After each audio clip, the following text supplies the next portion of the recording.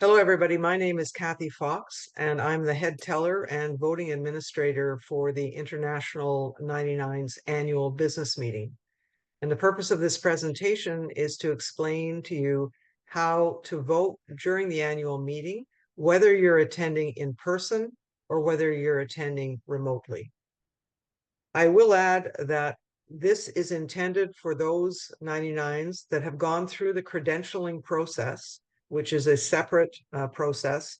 And the purpose of credentialing is really just to validate that the person is a current and valid member of the 99s and therefore eligible to vote. And I'll talk more about that as I go through. So first off, once a member has gone through the credentialing process, the day before the annual meeting starts, I will receive a list of all the eligible voters with their email addresses, as well as a unique code and password, which has been generated for each member. And that's the voting list that we will use for the international meeting. We're using Election Buddy, and anybody who's been 99 for a while will know that we've used Election Buddy in previous annual meetings, and we've also used it for the election of our officers, committee members, and trustees. So the way it works is once I load up the email addresses, typically about 24 hours before the meeting starts, of those members that have gone through the credentialing process and demonstrated that they're valid members and eligible to vote, you will receive about 1 hour before the start of the annual meeting, an email from 99's International inviting you to vote at the annual meeting. Now, it doesn't matter what time zone you're in, Election Buddy will automatically adjust so that you will receive the email about 1 hour before the start of the annual meeting. And that email contains the link to the Election Buddy online meeting voting site, but it will also include a unique access key and password because each voter has a unique access key and password, which will allow you to sign in and then carry on voting during the meeting. If for any reason you don't receive the email about an hour before the meeting is scheduled to start, please first check your junk mail. Some internet providers don't recognize or may view that email as spam. So please check your junk mail or your spam folder first. But if you haven't received it, then you can contact me as head teller at the email address indicated there, voting@99s.org. Now, once you've received the email, you can sign in to vote anytime after you receive it by clicking on the link in the email, and I'm going to show you a screenshot of that shortly. You enter your access code and the password, and then you select Authenticate. And that will bring you into the voting platform to the very first question that is going to be asked, which is going to be used to determine quorum. It's important that if you're attending the meeting remotely, you will also need to log in to the Zoom platform that is being used to host the annual meeting. So it's really two separate platforms. One is the Zoom platform to participate in the meeting, and the other is the voting platform. So you can either do this by using, for example, a laptop or a tablet or an iPad or some sort of tablet, along with a smartphone, or you can simply use one device and tab between two separate tabs in your browser. So one would be for Election Buddy, and then one would be for Zoom. So it's really up to your comfort level in terms of how you want to interact with the system. But again, this applies to people that are in the room, attending the annual meeting in person, as well as those who are attending remotely. So when you click on the link to Election Buddy, you'll get a screen that looks like this, and you'll see that you enter your unique access key and your password. And then you press on or you click on the orange button that says Authenticate, and that will bring you into the voting platform. If you happen to be sitting in a meeting with another 99, you cannot use their unique access key and password. You have to use your own. So that's why it's very important to make sure that you get that email so that you have your information to be able to log into the system.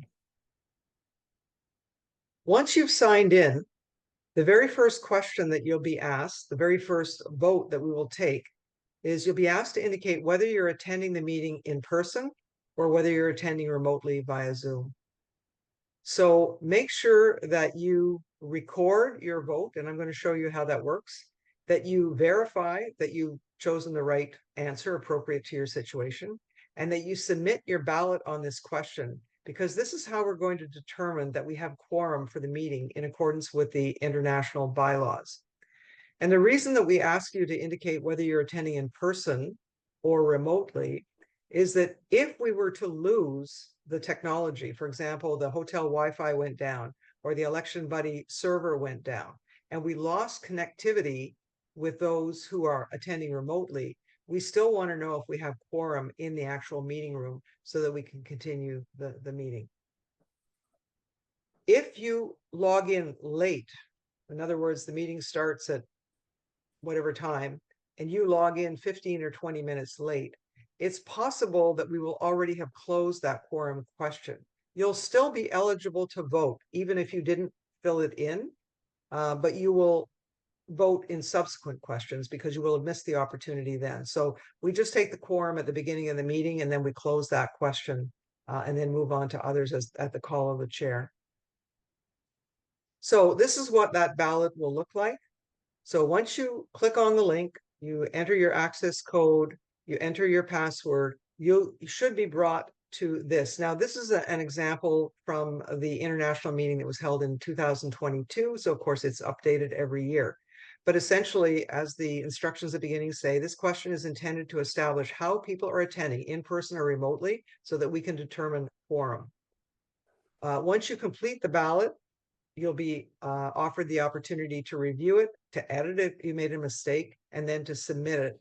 And then you will be sent to another screen where you'll hold for the next vote that may be called for the meeting. But as you can see, it's fairly simple here. It's select one choice. I'm attending the meeting in person, or I'm attending their meeting remotely via Zoom. You simply select what is appropriate. You hit continue. And after that, you will get this screen that says finalize your choices by selecting submit. So for example, let's say that you inadvertently said I'm attending the meeting in person, and then, oops, I made a mistake. You can actually go back by hitting edit. That will just bring you back to the ballot. You can change your ballot, hit continue, and then it will bring you back here. But once you're satisfied that you've selected correctly, then you will submit.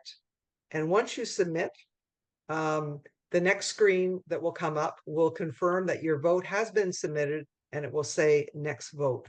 And so you'll get a screen that looks like this. It's just a confirmation that your ballot has been submitted. And this is the way all the other ballots will work. Every time there's a vote called by the president, by the chair of the meeting, the vote will appear on screen. The ballot question will appear on screen. You'll make your selection. You'll continue. You'll edit it if you need to. Otherwise, you'll submit. And then it will take you to a screen that says your vote has been submitted. And you just sit there until the next vote is called. I call this the hold short screen. If we put it in aviation terms, it's really just a holding place for you and to wait until the next question is called. Important thing here, while you're on this screen, do not go back, because if you hit the back arrow, you will actually may kick yourself out of Election Buddy, in which case you'd have to re-log in with your access code and password. You can refresh. So the refresh button is this. You can refresh, but try not to hit the back button. And also, if you navigate to another tab during the meeting and you accidentally kick yourself out of Election Buddy, again, you can go back in by using the original email with the link and your access code and password, and it will just bring you back in the queue of wherever we are in the voting sequence. So again, the important thing is after selecting the next vote, wait on that hold short screen. And it says when meeting votes are live, the buttons to access the voting process will appear here. So basically, as we go through votes during the meeting, the next ballot will just appear on that screen once I action it. But the important thing is don't back out or close your browser. So this is essentially what it may look like. Is you're just sitting there looking at this sort of screen, waiting for the next vote to appear. And when it does, it will come up with this orange box. So this is an example of the next vote might be to accept the credentials report. So when the chair calls for the vote on the credentials, I will activate the vote. This a box similar to this will appear on screen, and then you'll be able to click on it and click on whether you accept or not the credentials report, and then go through the process. So every vote is similar. One thing I'll add here is that in a parliamentary system that we use at annual business meetings, it's possible that everybody present at the meeting will agree by general consensus on a particular question, and that we won't actually have to vote. So an example could be the meeting rules or the meeting agenda. The chair will usually say, I'm calling for a vote to accept the agenda. Does anybody object? If nobody objects, then we could, in fact, go to a general consensus ratification of that ballot, in which case we won't even go through this process. I simply won't activate it. So, but again, that will all be explained as part of the meeting rules at the annual meeting. So there may be other votes during the annual meeting. Typically, the first vote is the quorum to make sure that we have quorum both in the room and overall. The second vote typically is the acceptance of the credentials, the meeting rules, the agenda. And some years you're going to have votes, for example, on amendments to bylaws or standing rules, depending on the situation. So the number of ballots may be very few, or maybe a number, depending on how many amendments are being called on. And there's other parliamentary votes that can be taken, for example, to amend a motion or to extend discussion. And again, the chair will call for those votes, and I will activate them, and then you'll go to your election buddy screen to vote. Now, if at any time you're unable to access the next vote because either you got kicked out of the system, or you just you don't see anything on screen, you've tried refreshing, nothing's coming up, you can go back to this link, type it into your browser, and it will admit you to the voting site, and then you can just catch up and carry on with whatever votes are called after that. So the important thing to remember is the email to which the election buddy invitation to vote is going to be sent is the same email, which is address, which is on file with the 99s. It's the same email that you use to complete the credentialing process. That's the email to which the invitation to vote will be sent. So if you don't get that email, as I said, check your junk mail or write to voting@99s.org. I've had some occasions where somebody wanted to change their email and use a different email. Once I've started the vote, it's too late for that. But if for some reason you want to use a different email, you should contact the head teller at voting@99s.org before the invitation email goes out, because at that time I can still edit the voting list. So at least an hour before the meeting. And again, you will need to have a device with you, either in the meeting or obviously if you're attending remotely, that can connect to Wi-Fi, or else have a data plan that allows you to access the internet. So for those attending the meeting in person, you'll have your device with you in the meeting. You need to be able to access the hotel Wi-Fi or obtain data so that you can access the internet in order to vote during the meeting. And that's it. If you do have any questions, feel free to contact me at voting@99s.org. After looking at this, I'll be happy to answer any questions you may have. And certainly, if you have any issues during the meeting, you can send an email to that address, or just come and speak to me or any of the other assistant tellers who will be identified at the start of the meeting.